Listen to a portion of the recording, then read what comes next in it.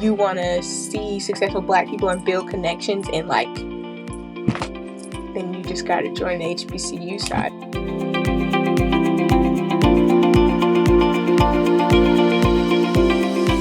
Hi, my name is Karina Macosko from Academic Influence, and today I am super excited for our guest. We have Sydney Wade, who is my graduating class's student body president, and is not only going to one of the largest HBCUs, but she is also going on almost a full scholarship. So I'm really excited to talk to her. She's a friend of mine, and I think this would be a very fun interview. So first, Sydney, we want to hear, going into this college process, what was kind of like your top 5 schools? Going in, I knew I wanted to go to HBCU. That was out of the question. But my top HBCU was actually Hampton, and it had been for a long time. And then I want to say maybe it was,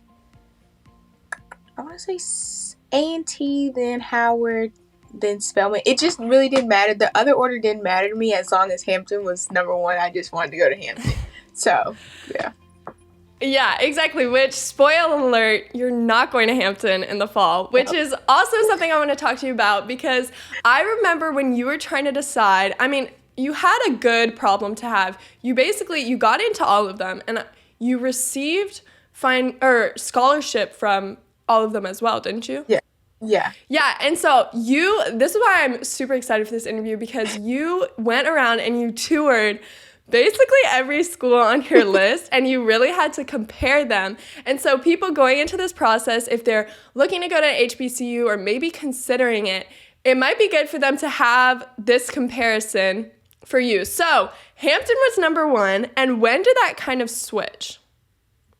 I would say, so we were going through Howard's major list and stuff like that, and they had this one major. It was legal communications, strategic legal communications, and I was I don't have to go into political science, and this will give me the best of both worlds of not doing just strictly political science, but also getting the communications field, so I won't be stuck in political science field. And so then I fell in love with Howard, and then they had a BAJD program, so it was I have to do this. So Howard got the top because of that. So okay, and so for people who don't know, you want to be a lawyer, right? Yes. Yes. So that was also part of it, is considering the majors that they had. And so then you went and you actually went on campus and toured all of them, right? So can you kind of just give us the rundown of obviously this is just your opinion and other people may like different aspects of a college, but in your opinion, when you toured them, give us a brief summary of each one. Well, I didn't get to tour Hampton because by the time I toured Howard and the others, I was Hampton's out of the question.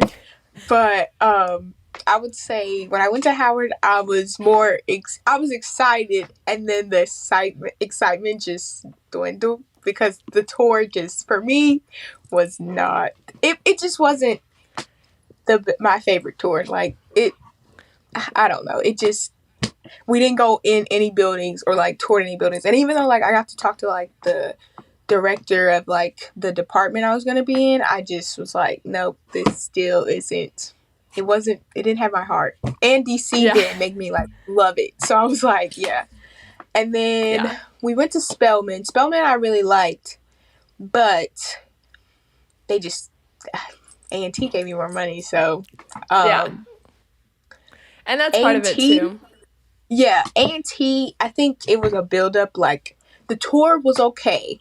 I liked the tour, but I think if going to homecomings and since my dad's an alumni, it's I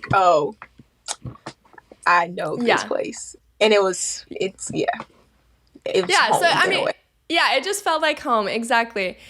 And so, like I said, this will be different for every person because maybe some people will receive more scholarship from Spelman than they do at A&T, and maybe some people really like that DC area, but that's also good to keep in mind. We've heard a lot of college admissions counselors and deans of admissions say the school that's good for one person is not always good for another student. Yep. So I'm glad we have this perspective. And so A&T, you went to Admitted Students Day, or no, you went to school orientation, right? And what was your what was your first impression of like being on campus, being at an HBCU? It was definitely fun. It was definitely like, oh, I don't know. I'm a school spirit type of person, so I was like, oh, this is my school. Like, I have no shame. This is my school. I don't care. Everybody's gonna hear it. And so yeah, it felt like I was like, oh yeah, everybody's fun here. Everybody was so like, oh hey, da, da, da. And yeah, it just makes you extremely excited to be there and go. And then like they help you and have you do things that you feel like you're actually in college in that moment. So you're like, yeah, this is a pretty good space to be in. So yeah, and the school spirit thing, I can definitely attest to that because I think any event that we had in high school, like Sydney Wade was gonna be there.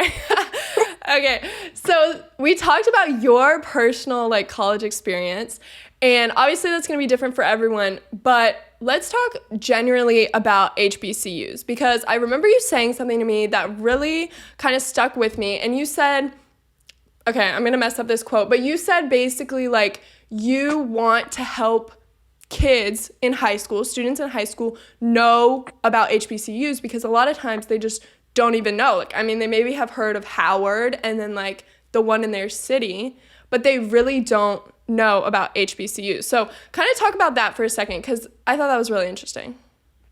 I would say I don't know. It's a majority of my family has gone to HBCUs, and the only person that like I know who hasn't is my mom. And I know sometimes she talks about how she just wishes she went, and people like that I know that now know, they're like, oh, I just wish I went. And I don't know, it's like it's cool to know that you're basically surrounded by black people that want to be successful and successful black people, and they all just want the best for you. And I'm not saying like PWIs can't give you that, but it's something about like being where you're in a class and there's not like 5 black girls in the class and like the rest is 100 white kids. Like you're in a class where it's just black people on top of black people, and it's like, I don't know. I want people to experience it just because I'm like, I hear how fun the stories are from my cousins and stuff, and I'm like,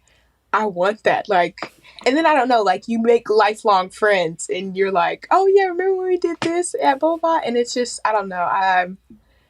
Everybody needs to experience that. So I feel like you always got to just at least push people to be like, hey, this is HBCU. So Yeah, absolutely. And there is kind of like, if you are going to HBCU, you have to know beforehand that that is something you want to do because I remember you also saying like, unlike a PWI, they're not going to come out and be like, hey, come to our school, like, hey, come to like this orientation or just come on a tour. And so speaking to that, like if kids are about to apply to college or they're in high school and they're like not sure if they want to go to HBCU or they're kind of like, what's the draw? Like, since they don't not ever, but since they don't send out those mass emails like a lot of PWIs do, this is your chance to kind of be that mass email and be like, guys, you should go to HBCU if this is something that you're looking for. So if you were to send out one of those emails, what would you say?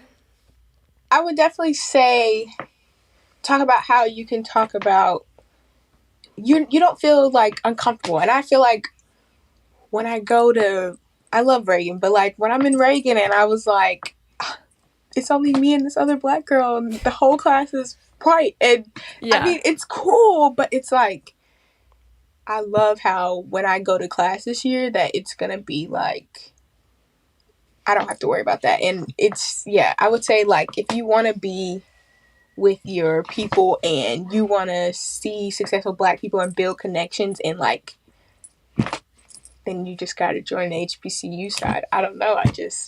It's like, I guess in a way, it's kind of like I'm that I'm like I'm not even good for the mass email because I'm kind of just like, if you know, you know, kind of. You know. Yeah, exactly. And so a lot of that comes from like knowing people who went to an HBCU, or like hearing their experiences. And so, yeah, I'm so excited that you can come on here and talk, because I do think a lot of people kind of like, if you don't have anybody in your family who went to an HBCU and you're kind of looking at it, there's not a lot of places that you can go to like hear about the experience, except for just asking people who also went to one. And we talked about this earlier, but I guess TikTok is kind of helping with that, because they kind of brought up the hype of A&T, wouldn't you say? Yeah, I would say definitely like what persuaded me a little was like when I was on the fence about what school, I was like, A&T TikToks would just pick me on there, and I'd be like, oh, you want me to go there, don't you? Like, this is my school.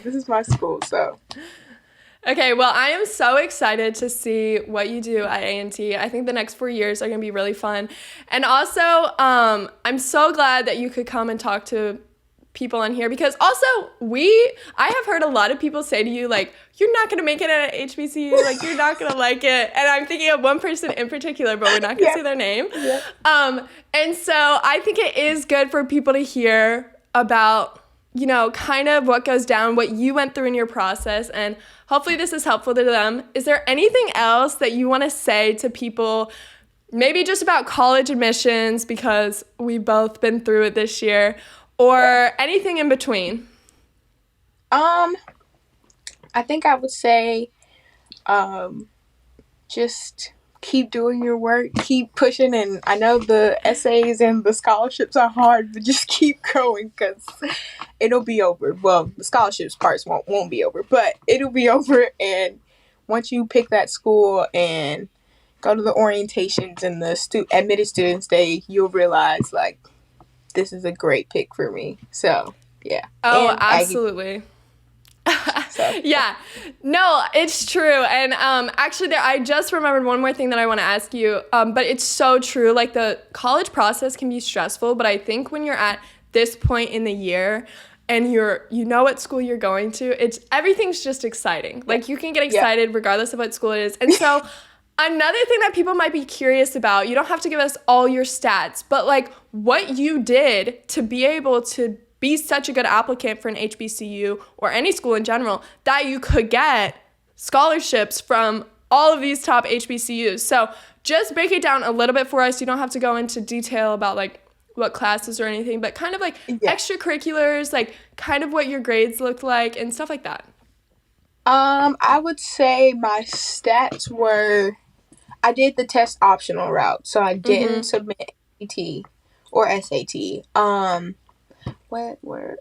had a 4.0, and mostly my extracurriculars probably, or in my essay was like, the topic was about the, what topic consumes you to where you don't, like, you can't leave, or like, what, I can't even remember what the topic was. Yeah. But, and mostly I did like, a lot of my extracurriculars I think carried, because I did like student government, what else? I was in track, indoor and outdoor.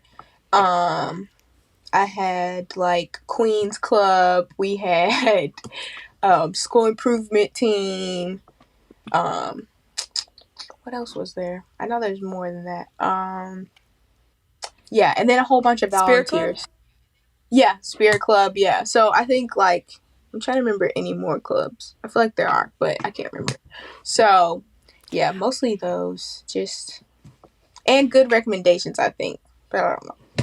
Yeah, and I think that's the biggest like message from a lot of these like student interviews is like, there is no cookie cutter model to get into school or to get scholarship from a school, but just get involved, do something fun, make good connections with your teachers, and have a good high school experience. So thank you so much for taking the time to talk with me. It was really fun. And yeah, I hope this helps some people, helps them see a different side of HBCUs. So